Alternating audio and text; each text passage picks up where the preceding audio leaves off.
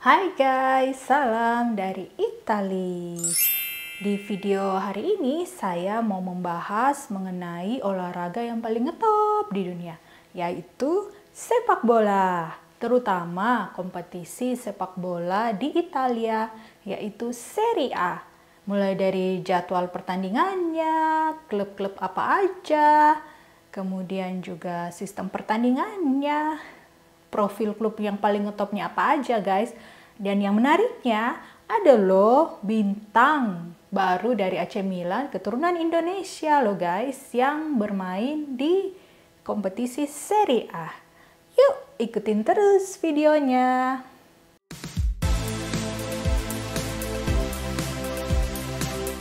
Kompetisi Serie A ini adalah kompetisi sepak bola utama di Italia. Dinamakan Serie A karena memang di bawahnya itu ada Serie B, Serie C, Serie D. Kemudian juga ada kompetisi sepak bola tingkat provinsi, guys. Dan setiap tahun itu ada 3 klub dari 20 klub yang bertanding di Serie A itu ada 3 klub nanti yang akan terdegradasi ke Serie B. Dan di tahun ini, tahun lalu ada Cremonese, kemudian Sampdoria dan La Spezia yang terdegradasi ke Serie B. Dan kemudian 3 klub utama dari Serie B itu akan pindah ke Serie A.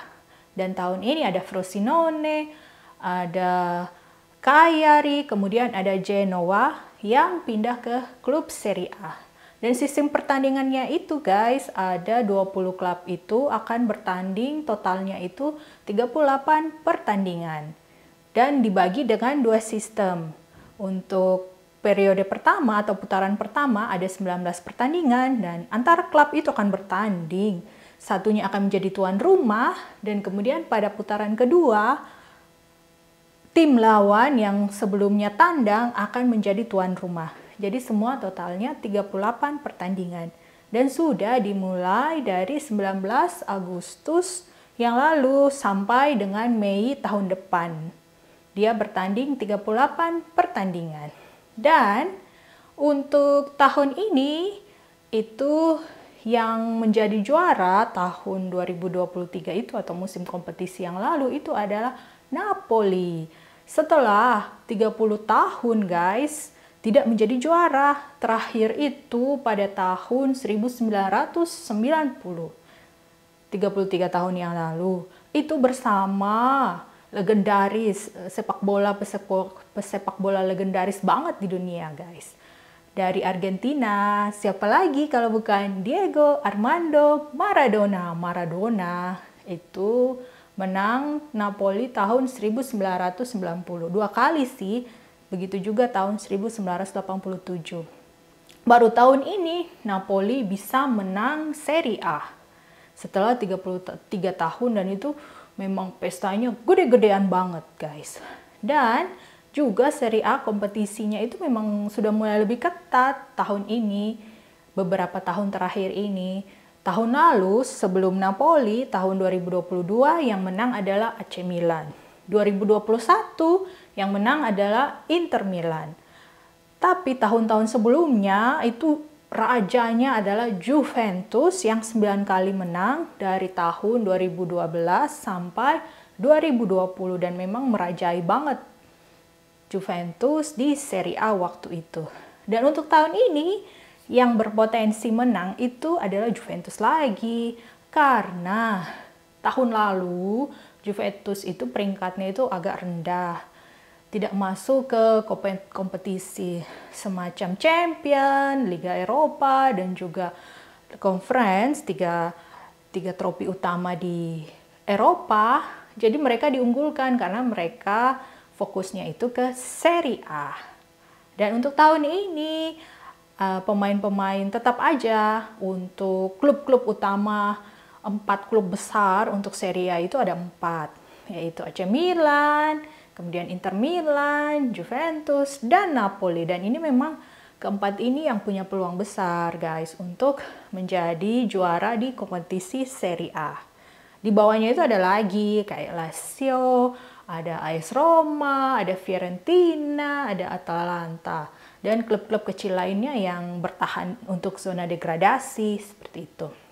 Dan untuk tahun ini, untuk klub misalnya Juventus, striker utamanya itu ada dua, yaitu Dusan Vlahovic dan juga Federico Chiesa.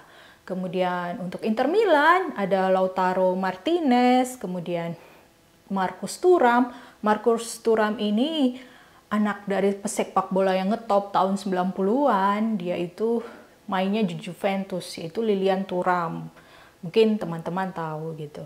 Kemudian ada juga untuk Napoli, ini pemain yang hebat untuk tahun lalu nih, pencetak gol terbesar paling banyak itu adalah Osimhen, Victor Osimhen. Kemudian ada bintang dari Georgia, itu namanya Kvaratskhelia. Dan untuk AC Milan tahun ini dia belanja banyak pemain Chelsea, yaitu Christian Pulisic, kemudian juga dan tahun sebelumnya itu Oliver Giroud itu dari Chelsea juga, ada juga Rafael Leao. Dan yang menariknya guys, tahun ini AC Milan itu membeli salah satu pemain keturunan Indonesia, yaitu Tajani Raiders. Dia ini adalah pemain dari AS Alkmaar, yaitu klub sepak bola dari Belanda. Dia ini bapaknya itu orang Belanda dan mamanya itu orang dari Maluku, Indonesia. Jadi memang setengah keturunan Indonesia, dan memang sampai tiga pertandingan sekarang ini yang musim kompetisi ini dia selalu menjadi starter utama. Jadi selalu diturunkan 90 menit pertama, selalu diturunkan jadi pemain utama, dan memang kualitasnya mantap karena dia adalah gelandang pemain tengah dan sudah diberi gelar loh sama tifosi AC Milan itu dengan nama Power Rangers, mirip-mirip Power Rangers gitu, plesetannya Power Rangers. Dan memang klub dari fans-fansnya itu AC Milan itu udah mulai suka banget karena dia itu memang gesit, kemudian aktif banget di lapangan. Dan berlarinya itu dalam satu pertandingan 90 menit itu udah 12 km. Minimal banget itu guys. 12 km dalam satu pertandingan 90 menit. Jadi memang ini sekarang menjadi bintang hebat gitu Tajani Raiders ini di AC Milan. Dan semoga kedepannya semakin bagus ya. Dia ini mulai dilirik oleh AC Milan karena bermain sangat bagus di klub sebelumnya di Belanda itu Al Asmar, karena mereka itu bisa mencapai Piala Conference itu bisa sampai semifinal sebelum dikalahkan oleh West Ham. Kemudian West Ham ini yang jadi juara Piala Conference kemarin itu. Dan juga kalau untuk masuk ke timnas, sebenarnya pelatih Indonesia Sintayong itu udah tertarik banget dengan Tajani Raiders ini. Dia udah tahun lalu nih udah mengajak masuk ke timnas, tapi ya sayang sekali ditolak. Dan kesempatan untuk jadi pemain timnasnya itu ya memang semakin tertutup karena tahun ini untuk Nation League Tajani Raiders ini sudah masuk ke timnas dari Belanda, dan sesuai peraturan FIFA kalau salah satu pemain itu sudah masuk ke timnas satu negara, dia tidak bisa lagi pindah ke timnas negara yang lainnya, seperti itu. Ya, agak-agak disayangkan juga ya. Dan ada lagi nih pemain satu lagi keturunan Indonesia, ini adalah Emilio Audero. Kalau ini dia jadi kiper kedua di Inter Milan. Memang sampai 3 pertandingan pertama ini belum diturunkan, tapi sebelumnya lumayan tuh bagus. Di Sampdoria pernah juga di Juventus jadi kiper kedua, ketiga, seperti itu. Dan sudah diajak juga masuk ke timnas, tapi memang sayang sih belum diterima oleh Audero seperti itu. Tapi ini masih ada kesempatan untuk bisa didekati karena Audero ini belum masuk ke timnas dari Italia untuk jadi kipernya. Selanjutnya, bagian yang sangat penting juga dari satu pertandingan sepak bola itu adalah supporter sepak bola. Atau kalau di Italia suka dinamakan yang garis keras itu ultras, dan yang lainnya itu yang biasa-biasa aja tifosi seperti itu. Dan itu juga mereka adalah supporter sepak bola ini sering dinamakan pemain ke-12 karena memang yang memeriahkan pertandingan itu adalah supporter sepak bola ini. Saya ingat waktu COVID kemarin memang tetap ada tuh Serie A di TV, tapi memang menyedihkan sih ya permainan sepak bola itu kalau kosong, tidak ada supporter yang menonton seperti itu ketika COVID, keadaannya seperti itu. Tapi sekarang setelah COVID itu udah selesai, sekarang orang-orang itu bisa menonton, tifosi, supporter, bisa menonton lagi ke stadion. Dan memang suasana itu memang lebih meriah, lebih rame. Dan pemain-pemainnya juga pasti lebih semangat ya dengan supporter-supporter yang berteriak-teriak seperti itu. Dan supporter di Italia itu mantap guys. Dia memang penuh semangat, selalu nyanyi, tepuk tangan, seperti itu. Dan biasanya yang menarik itu kalau supporter kita menonton di stadium ada koreografi gitu guys. Ada biasanya suka ada tuh kepala dari ultras atau tifosi yang mengatur para tifosi bawa-bawa kertas atau apa. Mereka suka bikin gambar-gambar untuk semangat untuk para pemain sepak bola. Dan tifosi-tifosi ini ketika mereka inilah yang semangat untuk terus menonton, mengikuti pertandingan di stadion. Dan biasanya para tifosi ultras yang semangat ini ketika untuk menonton di stadion itu mereka membuat itu namanya kartu anggota atau tessera kalau bahasa Italinya. Dan itu mereka yang biasanya mendapat prioritas pertama kalau ada pertandingan-pertandingan untuk mendapat penawaran pertama tiket-tiket untuk menonton pertandingan. Di Italia sendiri kalau harga tiketnya untuk satu pertandingan itu kira-kira 50 euro rata-ratanya itu atau sekitar 800.000. Itu rata-rata. Dan semakin besar klub yang bertanding misalnya, yang paling ramai itu adalah derby antara AC Milan dan Inter Milan, itu harganya lebih mahal lagi. Dan ketika kita jadi tifosi atau punya kartu anggota dari klub itu, memang ada iuran yang kita bayar. Biasanya kita itu yang mendapat tawaran pertama tiket ketika ada pertandingan penting seperti itu.